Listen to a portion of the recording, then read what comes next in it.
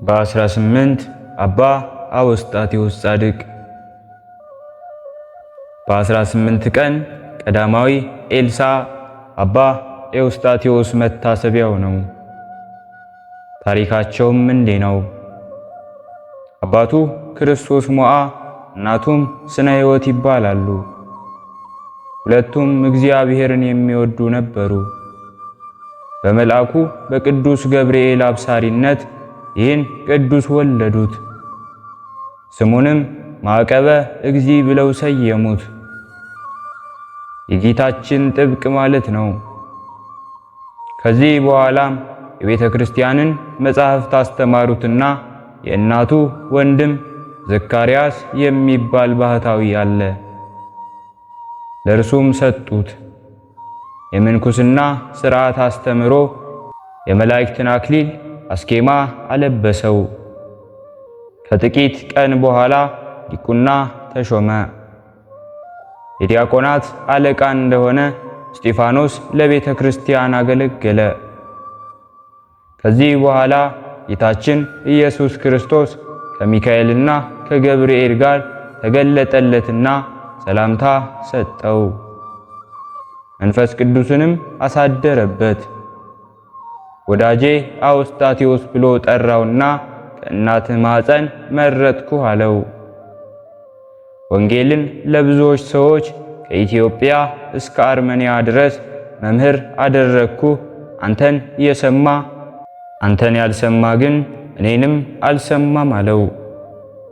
እናንተን የሚሰማ እኔን ይሰማል፣ እናንተንም እምቢኝ የሚል እኔን እምቢ ይላል፣ እኔንም እምቢ የሚል የላከኝን አብን እምቢ ይላል፣ እኔንም የሚሰማ የላከኝን ይሰማል እንዳለ ጌታችን በቅዱስ ወንጌሉ። የሉቃስ ወንጌል ምዕራፍ 10 ከቁጥር 16። ከዚህ በኋላ ጌታችንም ይህንን ተናግሮ ወደ ሰማይ አረገ። ቅዱስ ኤዎስጣቴዎስም ወደ ሊቀ ጳጳሱ ሄዶ ቅስና ተሾመ። ወንጌልንም ሰበከ። ብዙዎችንም ከክህደታቸው መለሳቸው። ዳግመኛም ወደ ኢየሩሳሌም ሄዶ በረከትን ተቀበለ። በዮርዳኖስም ተጠመቀ። ወደ አርመንያም ሄደ። ከኢያሪኮም ባህር ሲደርስ በመርከባቸው ያሳፍሩት ዘንድ ጠየቃቸው። እምቢ አይሆንም አሉት። የለበሰውን አጽፉን ከባህሩ ላይ ዘረጋ። እንደ ሊቀ ነቢያት ኤልያስና ኤልሳዕ ሁለተኛ ነገሥት ምዕራፍ 2 ከቁጥር 7 እስከ 14። በሥላሴ ስምም ባረከው። መርከብም ሆነለት፣ በላዩ ተጫነ። ሁለቱ መላእክት ሚካኤልና ገብርኤል እንደ ቀዛፊ ጌታችንም እንደ ሊቀ ሐመር ሆነውለት በባህሩ ላይ ጉዞውን ጀመረ። ሐመርነ ዘኢቀርቦ ሞገድ እንዳለ ሊቁ አባ ዘጊዮርጊስ ተማሪዎቹንም እንዲህ አላቸው። ልጆቼ ከልባችሁ ቂምና ተንኮልን አታስቡ፣ አትጠራጠሩም። ከእናንተ አንድ የሚጠፋ ይመስለኛልና አላቸው። ልባችሁ አይደንግጥ፣ በእግዚአብሔር እመኑ፣ በእኔም እመኑ እንዳለ ጌታችን በቅዱስ ወንጌሉ። የዮሐንስ ወንጌል ምዕራፍ 14 ከቁጥር 1። ከዚህ በኋላ ከተማሪዎቹ አንዱ የማነ ብርሃን የተባለው ተጠራጠረና ይህ መነኩሴ ከባህር አግብቶ ሊያሰምጠን ነዋልና ተጠራጠረ። ወዲያውኑ ከተሳፈረበት አጽፍ የመርፌ ቀዳዳ የሚያህል ነበረው። በዚያ ሾልኮ ወደቀና ሰጠመ። እነርሱም በእግዚአብሔር ፈቃድ ተሻግረው ወደ አርመንያ አገር ደረሱ። አባታችን ኤዎስጣቴዎስም አንድስ እስከሆኑ ድረስ የአርሜንያ ሰዎችን አስተማራቸው። ከዚህ በኋላ ዕረፍቱ ደርሶ ጌታችን ተገለጠለትና ስሙን በበጎ ነገር ለሚጠራ መንግሥተ ሰማያትን አወርሰዋለሁ አለ። ባረፈም ጊዜ ጳጳሳቱና ካህናቱ በክብር ገንዘው በሰማዕቱ በቅዱስ መርምህና ቤተ ክርስቲያን ውስጥ ቀበሩት። የአባታችን የአቡነ ዮስጣቴዎስ በረከቱ ረድኤቱ አማላጅነቱ ከሁላችን ጋር ይሁን። በሁለተኛነት የምናከብረው በዓላችንም ፊልጶስ ሐዋርያን ነው። በዚህች ቀን ከ12ቱ ሐዋርያት አንደኛው ፊልጶስ ሐዋርያ ይውላል። በማግስቱም ጌታችን ወደ ገሊላ ሊሄድ ወደደ። ፊልጶስንም አገኘውና ተከተለኝ አለው። ፊልጶስ ግን ከእንድርያስና ከጴጥሮስ ከተማ ነበር እንዳለ የዮሐንስ ወንጌል ምዕራፍ 1 ከቁጥር 44። ሐዋርያት ለማስተማር የሚሄዱበትን ሀገር በዕጣ አውቀው ስለሚሄዱ ዕጣ በተጣለ ጊዜ ለፊልጶስ አፍራቂያ ደረሰው። የአፍራቂያ ሰዎችን በክርስቶስ አስተምህሮ እግዚአብሔርን ወደ ማወቅ መለሳቸው። ወደ ሌላ አገርም ሄዶ አስተማረ፣ ብዙዎችንም አሳመናቸው። የሐዋርያት ሥራ ምዕራፍ 8 ከቁጥር 26። ያላመኑትም ቅዱስ ፊልጶስን ይዘው አሰሩት፣ ብዙ ስቃይንም አሰቃዩት። እርሱም ይስቅባቸውና ከዘላለም ሕይወት ለምን ትርቃላችሁ ይላቸው ነበር። ተስፋ አልቆረጠም ነበር። ስለ ስሜም በሰው ሁሉ ዘንድ የተጠላችሁ ትሆናላችሁ፣ እስከ ፍጻሜ የሚታገስ ግን እርሱ ይድናል ያለውን የወንጌል ቃል በማሰብ ማቴዎስ ምዕራፍ 10 ከቁጥር 22። እርሱ ግን ብዙ ካሰቃዩት በኋላ ዘቅዝቀው ሰቀሉት፣ ነፍሱንም በእግዚአብሔር እጅ ሰጠ። ጌታ የምሕረት ቃል ኪዳን ሰጠውና በሰላም አረፈ። ሥጋውንም በእሳት ሊያቃጥሉ በወደዱ ጊዜ የእግዚአብሔር መልአክ ከእጃቸው ነጠቃቸው። እነርሱም ወደ እርሱ እየተመለከቱ ወስዶ ኢየሩሳሌም አግብቶ በዚያ ሰወረው። ይህንንም ተአምር አይተው ሁሉም በታላቅ ድምፅ ጮኹ፣ የቅዱስ ፊልጶስ አምላክ ታላቅ ነው እያሉ አደነቁ። አሰቃይተውም ስለገደሉት ተጸጸቱ፣ አሰቡም፣ በጌታችንም አመኑ። የፊልጶስንም ሥጋ ይመልስላቸው ዘንድ እግዚአብሔርን ለመኑት። ሰውን የሚወድ ቸር ይቅር ባይ ጌታችንም ልመናቸውን ተቀብሎ ፊልጶስን መለሰላቸው። እጅግም ተደሰቱ። ሁሉም ወደ ጌታችን ኢየሱስ ክርስቶስ ገቡ። ከሐዋርያው ፊልጶስም ሥጋ ታላላቅ ታምራቶች ተገለጡ። በታላቅ ክብርም ገነዙትና በዚያ ቀበሩት። ጸሎቱ፣ በረከቱ፣ አማላጅነቱ ከሁላችን ጋር ትሁን።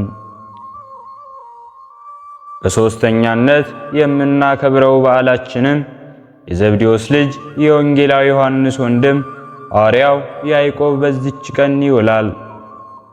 ወያዕቆብ ወልደ ዘብዴዎስ ወዮሐንስ እሁሁ የዘብዴዎስ ልጅ ያዕቆብም ወንድሙን ዮሐንስን እንዳለ የማቴዎስ ወንጌል ምዕራፍ 10 ከቁጥር 3። ታሪኩም እንዲህ ነው። ይህም በእስያ አገር ገብቶ ወንጌልን ካስተማረ በኋላ ወደ ተበተኑ ወደ 12ቱ ነገድ መጣ። እነርሱም አንድ አምላክን የሚያመልኩ አልነበሩም፣ ጣዖትን የሚያመልኩ ነበሩ እንጂ። ያዕቆብ ግን ወደ እርሳቸው በደረሰ ጊዜ የሀገራቸውን ቋንቋ ሰበከላቸው። የፍጥረትን ቋንቋ እግዚአብሔር ገልጾለታልና። የሚያውቀውም የሰውና የእንስሳትን እንዲሁም የአዕዋፍን ቋንቋ ሁሉ ነበር እንጂ። በውስጣቸውም በሰበከ ጊዜ የከፋ ሥራቸውን ትተው በጌታችን በኢየሱስ ክርስቶስ አመኑ። ያዕቆብም ትምህርቱን ስለተቀበሉት እጅግ ወደዳቸው። በአብ በወልድ በመንፈስ ቅዱስ ስም አጠመቃቸው።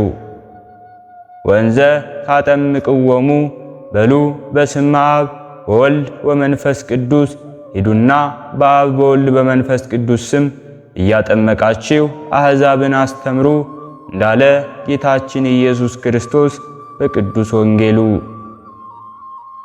የማቴዎስ ወንጌል ምዕራፍ 28 ከቁጥር 19። ቤተ ክርስቲያንንም ሰራላቸው። ለቤተ ክርስቲያንም መባ እንዲሰጡ አስተማራቸው። ከዚህ በኋላ ሄሮድስ ንጉሥ ቅዱስ ያዕቆብን ለቤተ ክርስቲያን መባ ይሰጥ ዘንድ ማስተማሩን በሰማ ጊዜ እጅግ ተቆጣ። ጭፍራ ልኮም አስመጣውና ለሕዝቡ ቤተ ክርስቲያን የምትሰራላቸው የምታጠምቃቸው አንተ ነህ አለው። እርሱም አዎ እኔ ነኝ አለው። ያን ጊዜም ተቆጥቶ አንገቱን በሰይፍ አስቆረጠው። ሰናየ ገለ ተጋደልኩ ወበድሬኒ ፈጸምኩ፣ እኔ ፈጽሜ ግዳጅን ጨርሻለሁ፣ የማርፍበት ዕድሜም ደርሷል።